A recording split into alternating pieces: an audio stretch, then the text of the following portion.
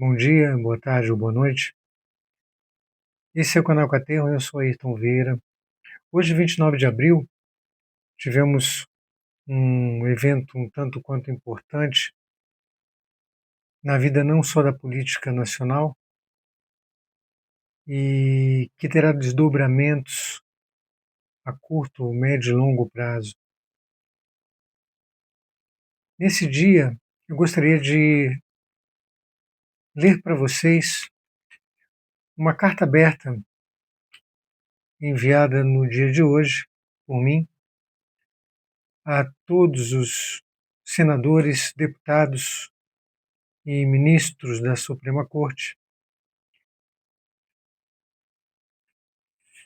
E justamente no dia em que se comemora, por assim dizer, a partida de um dos grandes compositores da música popular brasileira, por nome Luiz Gonzaga do Nascimento Júnior, em que compôs, quiçá, a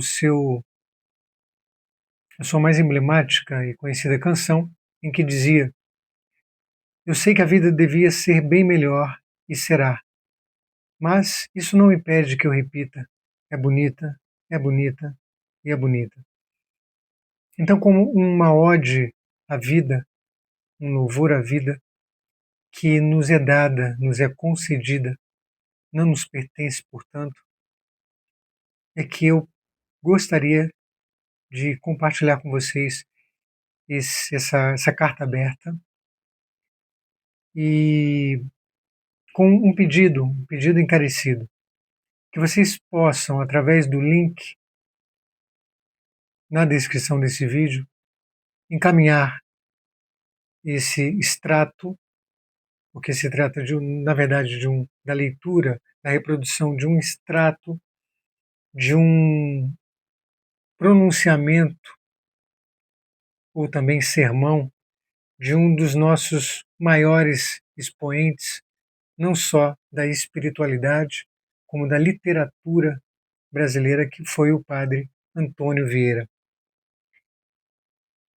E o meu e-mail, intitulado Carta Aberta, aos ministros, senadores, deputados, ele teve como apresentação o seguinte teor: senhor ministro, senador, deputado, com a devida vênia, dirijo-me a Vossa Excelência para encaminhar-lhe o extrato de um pronunciamento que, decorridos quase 4 séculos, mantém notável atualidade e relevância, cujos fundamentos se evidenciam ao longo da leitura. No sincero desejo de merecer sua atenção, submeto o presente excerto à apreciação de Vossa Excelência. Respeitosamente, Ayrton Vieira, cidadão brasileiro. Então, sem mais delongas, passemos então ao extrato ou excerto desse sermão, desse pronunciamento feito pelo padre Antônio Vieira há quase 4 séculos, como dito, né? Meados de 1600. No ponto 7 desse extrato, o padre Antônio Vieira dá como títulos ou subtítulos do que virá desenvolvido no seu pensamento o seguinte: segundo escrúpulo, 2 pontos, pecados de consequência. Porque Zaqueu promete pagar 3 vezes mais o que tomou. Consequências do voto. Consequências infinitas do homicídio de Caim. Impossibilidade moral de salvação dos que governam. Segundo São João Crisóstomo. E aqui um pequeno parênteses: não importa quem você seja, de que credo você seja, de que ideologia, pensamento político, etc. Esse texto, ele não só é mais do que atual, como pronunciado, mas interessa a todos de uma maneira geral e aos políticos de uma maneira particular, porque ao fim e ao cabo se tratará nada mais, nada menos do que a salvação de suas almas e de todas as almas daqueles que de alguma forma dependem deles. Por isso é de suma importância a atenção dada a essas linhas e o máximo de difusão possível, especialmente aos políticos. Se você é de um determinado estado, faça como eu fiz, uma lista dos e-mails dos seus deputados estaduais e de cada município também, de maneira particular. De minha parte, como foi dito, não somente eu enviei aos ministros, senadores, deputados federais, como também aos governadores de todos os estados, facilitando um pouco o trabalho. Então, a vocês caberiam enviar aos deputados estaduais, prefeitos e vereadores. E se ainda quisessem prestar ainda um maior serviço, não só à nossa pátria, como às vidas individuais, também poderiam enviar a juízes, advogados, homens da vida pública que de alguma maneira influenciam sobre a vida dos demais. Fechando parênteses, vamos ao nosso sermão do Padre Antônio Vieira. Pecado de consequência é o segundo escrúpulo. Segue ele. O texto na íntegra se encontrará, como dito, na descrição desse vídeo. E esse é o capítulo 7º. Há uns pecados que acabam em si mesmos. Há outros que, depois de acabados, ainda duram em suas consequências. Dizia Jó a Deus: Vestigia pedum meorum consideraste. Jó 13:27. Consideraste, Senhor, as pegadas de meus pés. Não diz que lhe considerou os passos, senão as pegadas, porque os passos passam, as pegadas ficam. O que fica dos pecados é o que Deus mais particularmente examina. Não só se nos há de pedir conta dos passos, senão das pegadas. Não só se nos há de pedir conta dos pecados, senão das consequências. Oh, que terrível conta será esta! Converteu Cristo, Senhor nosso, a Zaqueu, que era um mercante rico, e as soluções de sua conversão foram estas: Ecce dimitium bonorum meorum do pauperibus, et sequem defraudavi redo quadruplum. Senhor, eu dou a metade dos meus bens aos pobres, e a outra metade pagarei 4 vezes em dobro tudo o que houver tomado. Aqui, reparo, as leis da justiça restituirão, as leis da justa restituição mandam que se pague o alheio em tanta quantidade como se tomou. Pois por que quer Zaqueu que da sua fazenda se paguem e se acrescentem 3 tantos mais? Et sequem defraudavi redo quadruplum. Se para a restituição basta uma parte, as outras 3, a que fim se dão? Eu o direi. Dá-se uma parte para a satisfação do pecado, as outras 3 para a satisfação das consequências. Encontrou Zaqueu, em exame escrupuloso de sua consciência sobre o que tinha roubado, e fez estas contas. Se eu não roubara a fulano, tivera ele a sua fazenda. Se a tivera, não perdera o que perdeu. Adquirira o que não adquiriu. Não padecera o que padeceu. Ah, sim, pois para que a minha satisfação seja igual à minha culpa, dê-se a cada um 4 vezes tanto como lhe eu houver defraudado.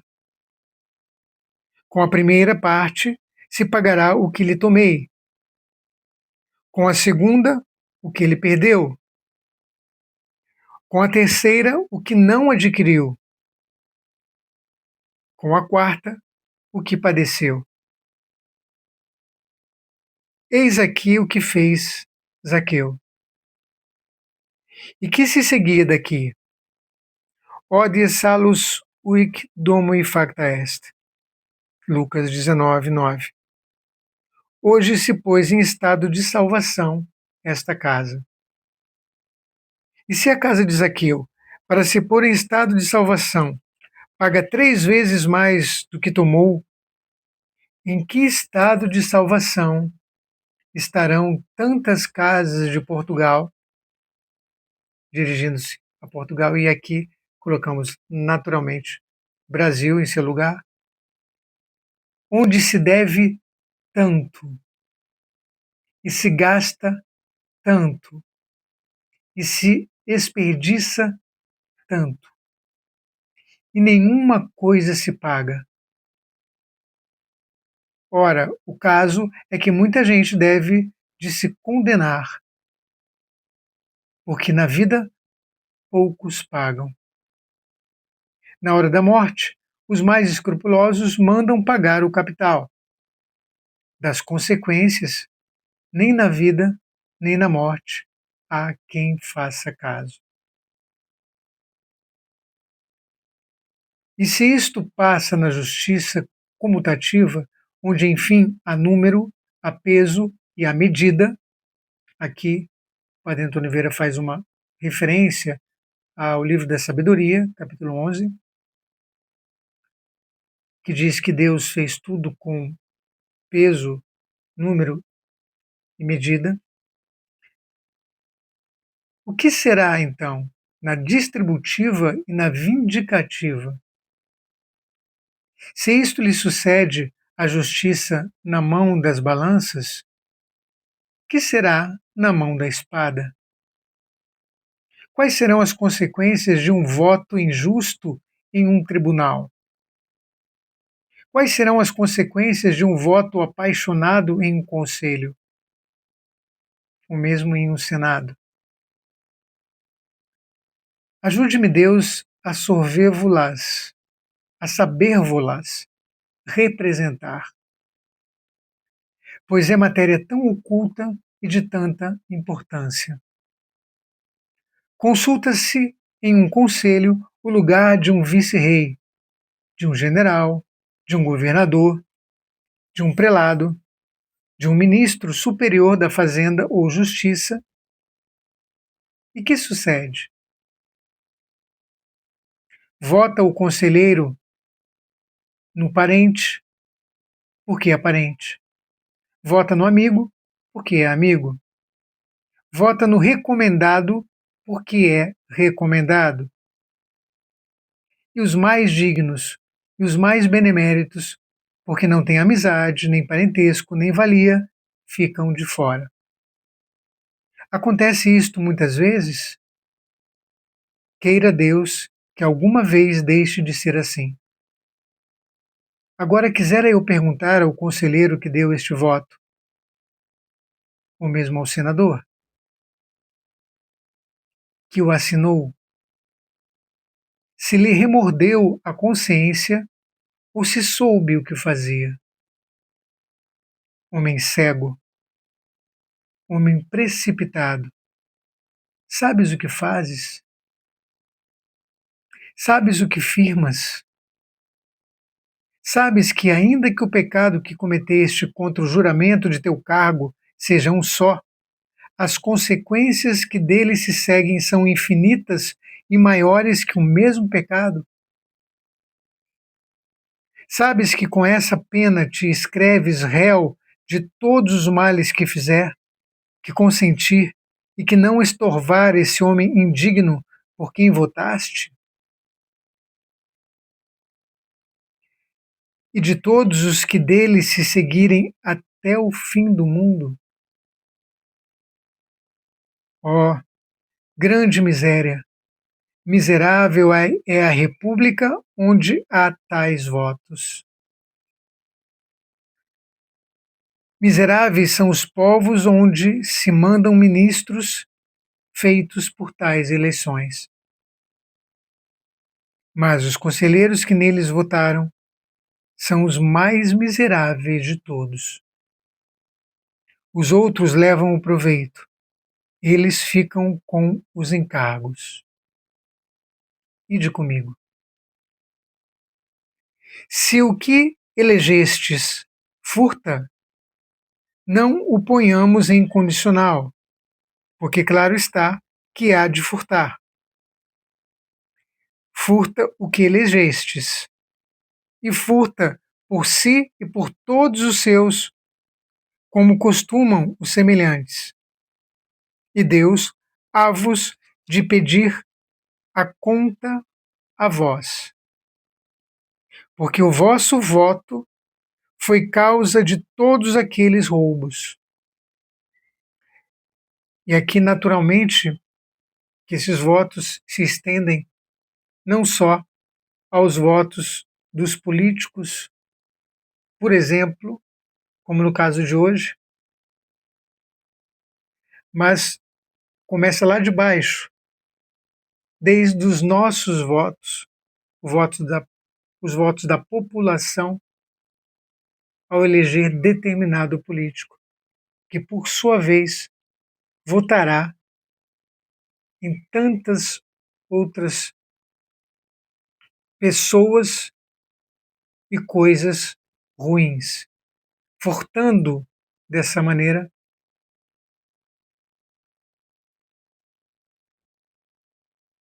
um conjunto de bens que poderiam não somente nos fazer bem material, como espiritualmente.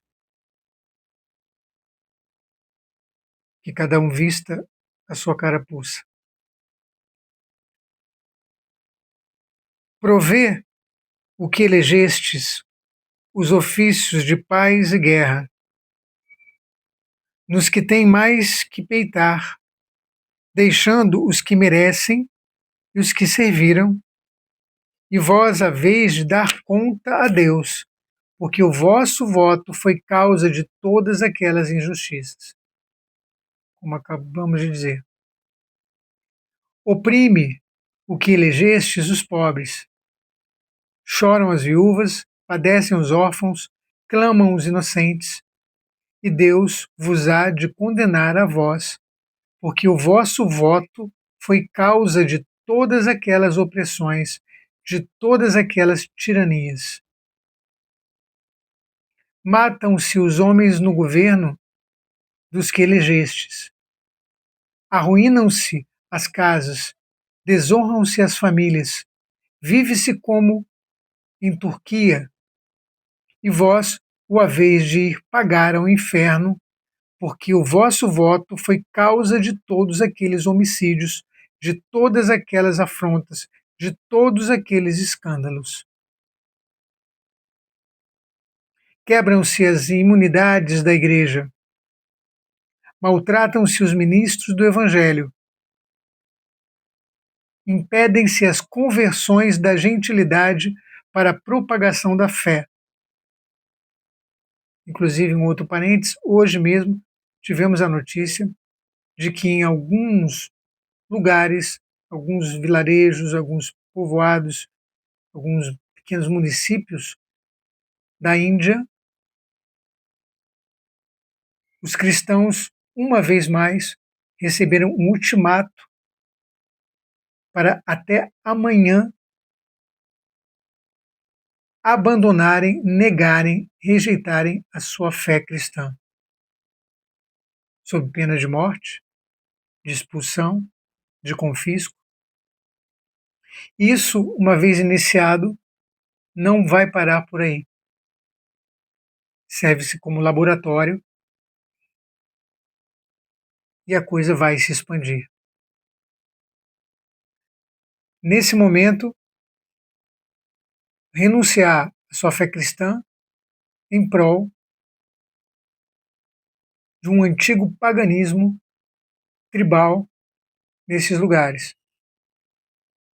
Depois de amanhã, renunciar na sua fé cristã em prol de outra e qualquer fé.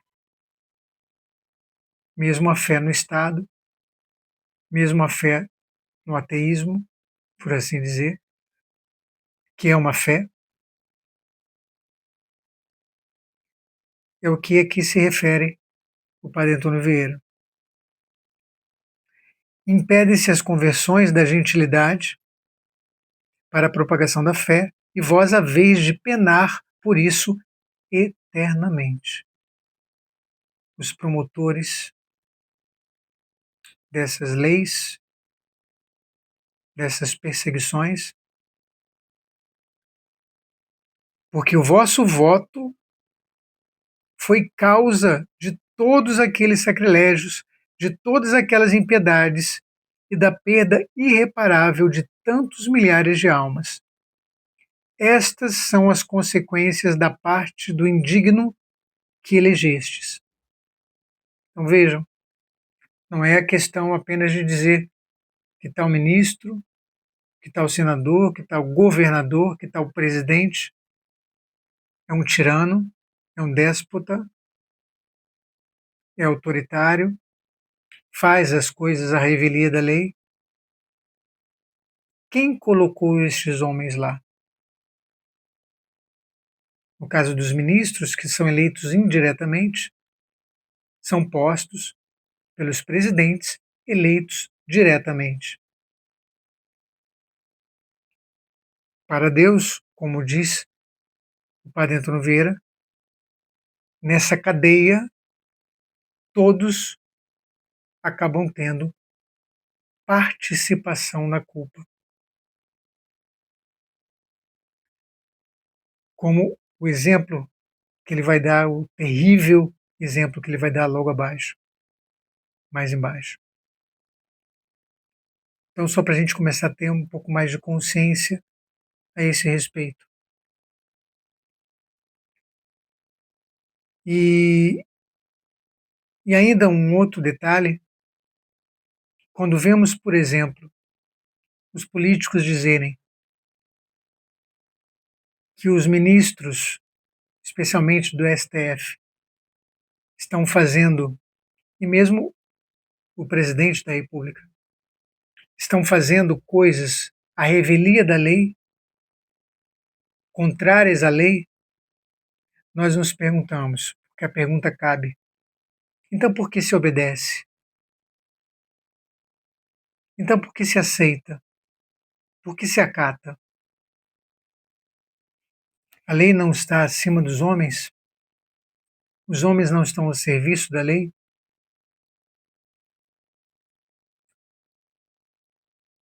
Essa ideia vai contra, inclusive, o Evangelho, que nos diz que toda lei iníqua não deve ser obedecida, antes a Deus que aos homens. Fechamos o parênteses, sigamos com o Padre Antônio Vieira. Isso da parte dos iníquos que são eleitos. E da parte dos beneméritos que deixastes de fora? Iguais serão? Ficarem os mesmos beneméritos sem o prêmio devido a seus serviços? Ficarem seus filhos e netos sem remédio e sem honra? Depois de seus pais e avós lhe a terem ganhado com o sangue, porque vós lhe atirastes?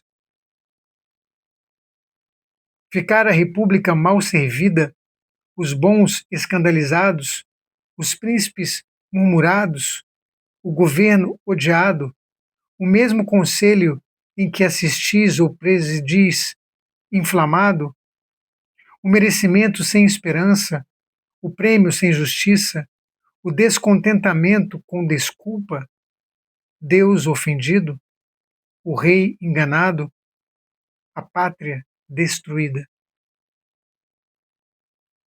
São pesadas e pesadíssimas consequências estas, pois todas elas nascem daquele voto ou daquela eleição de que vós, porventura, ficastes sem escrúpulo e de que recebestes as graças e talvez a propina com muita alegria. O famoso, a famosa venda de votos. Pois todas elas nascem, dir-me-eis que não advertistes tais coisas, que eram ignorantes. A maioria das pessoas dizem que não conheciam, desconheciam, ignoravam todas essas coisas. Ignoravam, por exemplo, que ao votar num mau político, um mau governante, não teria isso maiores consequências, até porque ele já teria ganhado o seu quinhão. Porém, o padre Antônio Vieira nos diz: boa escusa para um conselheiro sábio. Se não o advertistes, pecastes, porque o deveríeis advertir. Ou seja, se a gente não procurou saber essas consequências, pecamos porque deveríamos saber. Deveríamos minimamente, ainda que fosse pelo senso comum,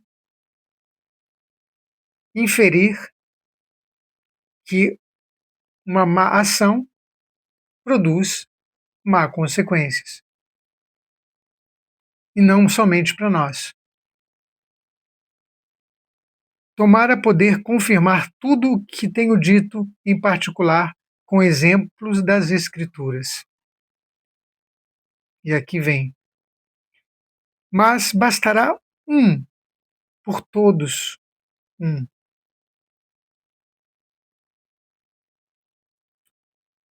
Que em matérias de pecados e de consequência é verdadeiramente formidável. Então agora eu peço redobrada atenção, porque este exemplo dado atingirá não apenas a vida das, por assim dizer, pessoas jurídicas, como primeiro e principalmente das pessoas físicas, independentemente do sexo. Claro que falamos em homem e mulher. Os únicos dois que existem, os únicos dois gêneros que existem. Vamos ao nosso exemplo. Matou Caim a Abel. E diz a Escritura, conforme o texto original: Vox sanguinum Vox sanguinum fratris tui clamantium ad me. A citação de Gênesis 4. Caim. A voz, tradução do padre Antônio Vieira, segundo o original. Caim. A voz dos sangues do teu irmão Abel está bradando a mim. Notável dizer. O sangue de Abel era um. Como era um, o mesmo Abel morto? Pois, se Abel morto e o sangue de Abel derramado era um, como diz Deus que clamaram contra Caim muitos sangues? Vox sanguinum, plural. Declarou o mistério parafraste caudaico temerosamente. Aqui eu não saberia dizer esse mistério, esse parafraste, que ele quer dizer com isso. Porém, já vamos entender. Vox sanguinum generationum que futuri erant de fratre tu clamat ad me. Tradução: se Caim não matara a Abel, haviam de nascer de Abel quase tantas outras gerações como nasceram de Adão, com que dobradamente se propagasse o gênero humano. Em dobro, a partir dos filhos de Adão.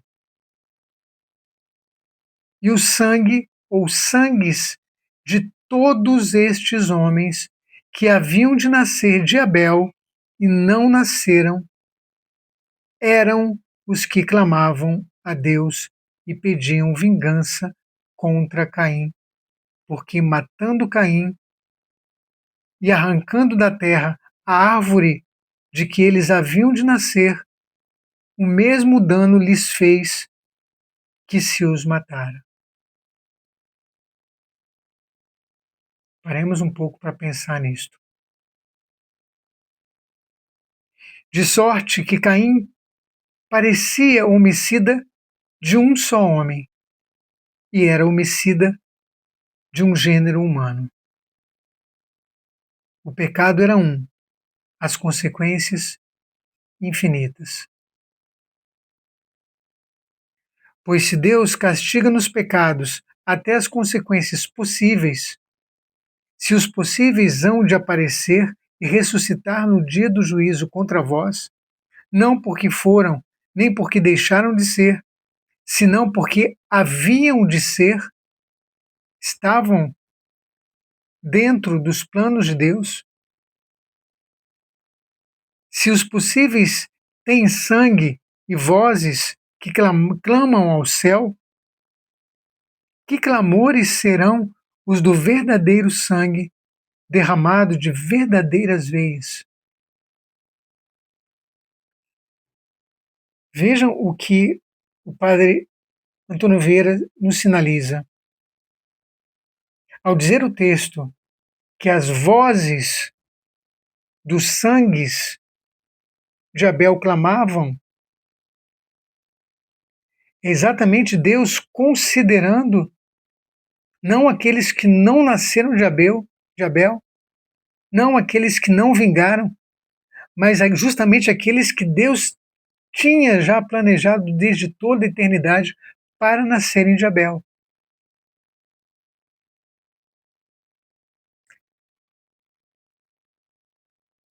Vamos concluir esse parágrafo.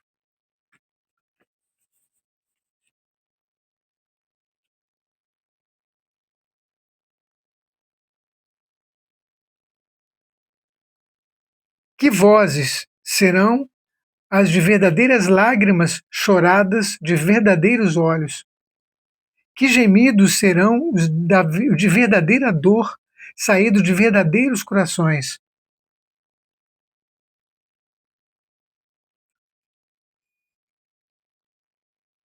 Se pensarmos nessas diversas formas de aborto, em especial as que querem aprovar e vão aprovar, graças aos maus votos dados e recebidos,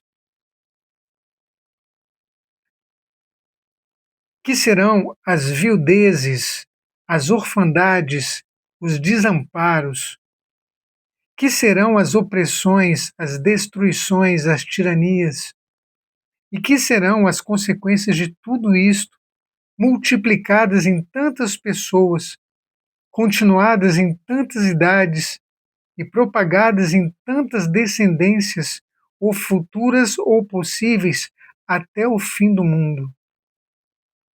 Há quem faça escrúpulo disto?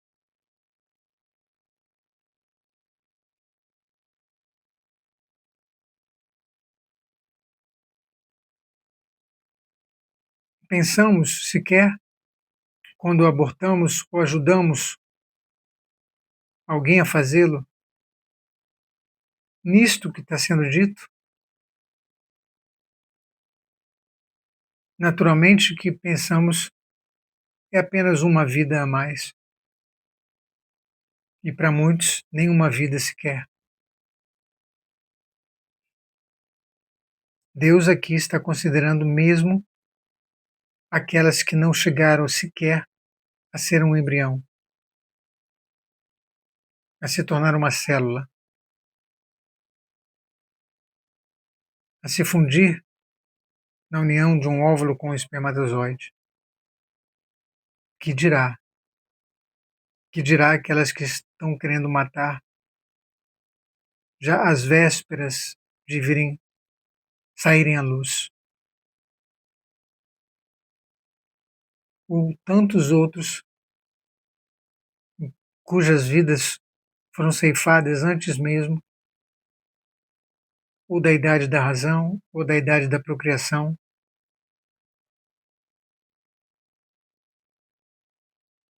Agora entendereis com quanta razão disse São João Crisóstomo: Miro an fieri possit, ut aliquis ex rectoribus sit salvus. É uma das mais notáveis sentenças que se acham escritas nos Santos Padres. Torno a repeti-la. Miro an fieri possit, ut aliquis ex rectoribus sit salvus. Admiro-me, diz o grande Crisóstomo, e cheio de espanto considero comigo, se será possível que algum dos que governam se salve. Esta proposição e a suposição em que ela se funda está julgada comumente por hipérbole e encarecimento retórico. Eu, contudo, digo que não é hipérbole nem encarecimento, senão verdade moralmente universal em todo o rigor teológico. Impossível moral, chamam os teólogos, aquilo que muito o que muito dificultuosamente pode ser e que nunca ou quase nunca sucede. Neste sentido, disse São Paulo: Impossibile est eos qui semel illuminati et prolasti sunt renovare ad penitentiam. E no mesmo sentido, disse Cristo, Senhor nosso: Facilius est camelum per foramen acus transire quam divitem intrare in regnum celorum. Donde os apóstolos tiraram a mesma admiração que São João Crisóstomo e inferiram a mesma impossibilidade. Aqui ele cita a citação de Cristo: mais fácil entrar um camelo para o buraco de uma agulha do que um rico no reino dos céus. Donde os apóstolos tiraram a mesma admiração que São João Crisóstomo e inferiram a mesma impossibilidade. Auditis autem is, discipuli mirabuntur valde discentes, quis ergo poterit salvus esse. E o Senhor confirmou a sua ilação, dizendo que humanamente era impossível, aqui é a citação de Mateus 19, e o Senhor confirmou a sua ilação, dizendo que humanamente era impossível, como eles diziam, mas que para Deus tudo é possível. Que foi o mesmo que distinguir o impossível moral e humano do impossível absoluto, que até em respeito da onipotência divina não é possível.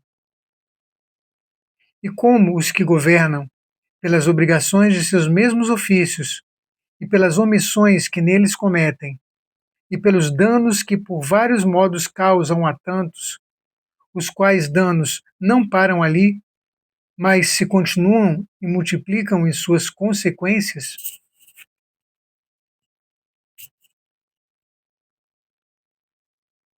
tem tão dificultosa a salvação. Por isso São Crisóstomo, falando lisa, sincera e moralmente, sem encarecimento nem hipérbole, disse que ele se admirava muito, se não podia entender como era possível que algum dos que governam se salve. E para nós, e para que nós nos não admiremos, e os que governam ou desejam governar tenham tanto medo dos seus ofícios como dos seus desejos, reduzindo a verdade desta sentença à evidência da prática, argumento assim: todo homem que é causa gravemente culpável de algum dano grave, se não o restitui quando pode, não se pode salvar.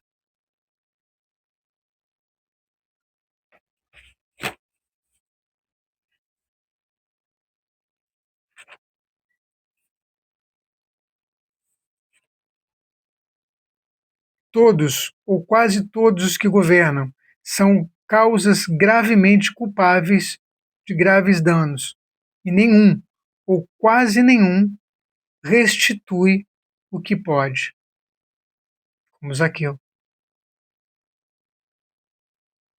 E mesmo conosco, isso se dá, com cada um de nós. Logo, nenhum, ou quase nenhum, dos que governam se pode salvar, mesmo nós.